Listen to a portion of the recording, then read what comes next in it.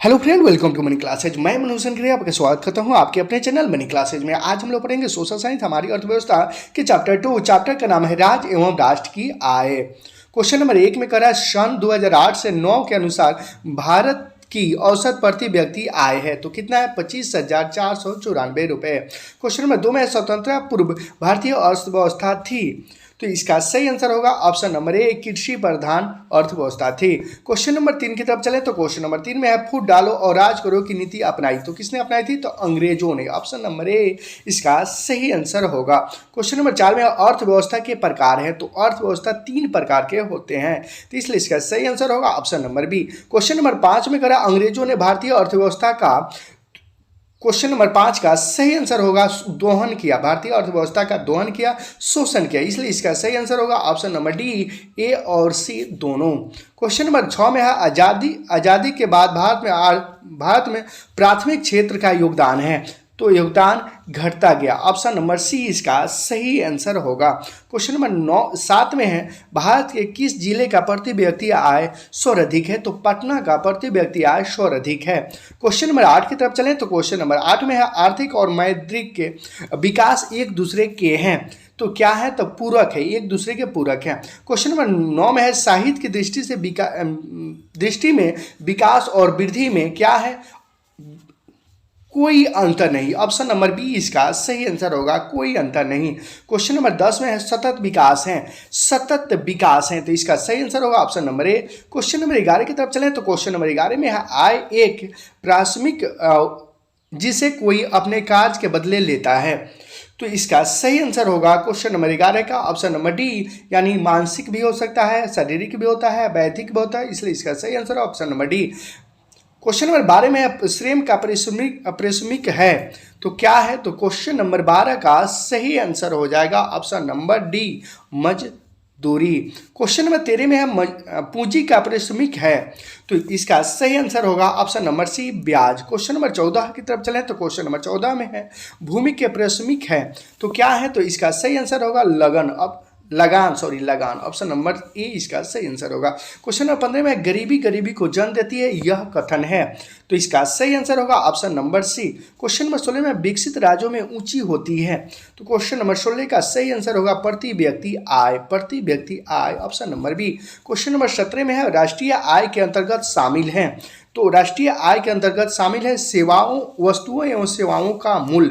Question number 18 में कुल उत्पादन एवं उत्पादन के लिए किए गए खर्च का अंतर कहलाता है शुद्ध राष्ट्रीय उत्पादन, option number D. Question number 19 में कह रहा है राष्ट्रीय आय समतुल्य होता है तो 19 का सही आंसर होगा option number A. Question number 20 की तरफ चलें तो क्वेश्चन नंबर 20 में है राष्ट्रीय आय की धारणा में शामिल है तो इसका सही आंसर होगा उपयुक्त में से तीनों शामिल है। केवल सकल घरेलू उत्पादन भी शामिल है, शुद्ध राष्ट्रीय उत्पादन भी शामिल है, केवल सकल राष्ट्रीय उत्पादन भी शामिल है, इसलिए इसका सही आंसर होगा option number D. Question number 21 में सर्वप्रथम राष्ट्रीय आय का अनुमान का वर्ष था तो कौन था? तो 1868, ऑप्शन नंबर सी इसका ऑप्शन नंबर सी इसका सही आंसर होगा। क्वेश्चन नंबर 22 में करें भारत की सर्वप्रथम अनुमानित प्रति व्यक्ति आय थी तो 20 रुपये, ऑप्शन नंबर डी इसका सही आंसर होगा। क्वेश्चन नंबर 23 में है राष्ट्रीय आय की गणना विधि है तो 23 का सही आंसर होगा ऑप्शन नंबर डी, इनमें से तीनों। क्वेश्चन नंबर 24 की तरफ चलें तो क्वेश्चन नंबर 24 में है विश्व विकास रिपोर्ट 2005 में भारत की राष्ट्रीय आय थी तो इसका सही आंसर होगा $720, ऑप्शन नंबर सी इसका सही आंसर होगा। क्वेश्चन नंबर 24 का सही आंसर होगा option number C. Question number 25 में कह रहा है बिहार में किस जिले का प्रति व्यक्ति आय सबसे कम है? सबसे कम प्रति व्यक्ति आय किस जिले का है? तो शिवहर। और सबसे अधिक किस जिले का है? तो पटना। ऑप्शन इसका कम का सही आंसर होगा option number D. Question number 26 में प्रत्यक्ष कर के अंतर्गत निम्न में से किसे शामिल किया जाता है? तो क्वेश्चन नंबर 26 का सही आंसर होगा ऑप्शन नंबर ए, आयकर। क्वेश्चन नंबर 27 की तरफ चलें तो क्वेश्चन नंबर 27 में है दादा भाई नौरोजी ने सर्वप्रथम राष्ट्रीय आय का अनुमान कब लगाया था? तो ये क्वेश्चन हम लोग पढ़े थे 1868 ईस्वी में। कब? 1868 ईस्वी में। Option number A. Question number 28 की तरफ चलें तो क्वेश्चन नंबर 28 में है योजना काल में भारत की औसत वार्षिक विकास दर रही है, तो कितना रही है?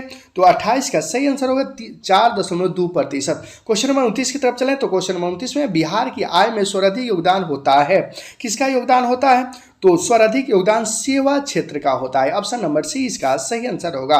क्वेश्चन नंबर 30 की तरफ चलें तो क्वेश्चन नंबर 30 में उत्पादन एवं आय गणना विधि सर्वाधिक दृष्टिकोण से है, तो क्या है? तो सहज, वैज्ञानिक, व्यवहारिक, इसलिए इसका सही आंसर होगा option number D. Question number 31 में बिहार के स्वर पर अर्थव्यवस्था में प्राथमिक क्षेत्र का मुख्य अंग है, तो क्वेश्चन नंबर 31 का सही आंसर होगा ऑप्शन नंबर बी, कृषि। क्वेश्चन नंबर 32 की तरफ चलें तो क्वेश्चन नंबर 32 में है y बराबर C+I फॉर्मूला को बताया जाता है, को बताया है, किसने बताया है? तो क्वेश्चन नंबर 32 का सही आंसर होगा option number A. Question number 33 की तरफ चलें तो क्वेश्चन नंबर 33 में है राष्ट्रीय आय का अर्थ है, राष्ट्रीय आय का अर्थ है उत्पादन एवं साधन की आय। क्वेश्चन नंबर 34 में भारत में किस राज्य का प्रति व्यक्ति आय सर्वाधिक है, तो इसका सही आंसर होगा Goa, option number D. Question number 35 की तरफ चलें तो क्वेश्चन नंबर 35 में भारत में वित्तीय वर्ष कहा जाता है, भारत में वित्तीय वर्ष कहा जाता है, कब कहा जाता है? तो 1 अप्रैल से 31 मार्च तक, 1 अप्रैल से 31 मार्च तक।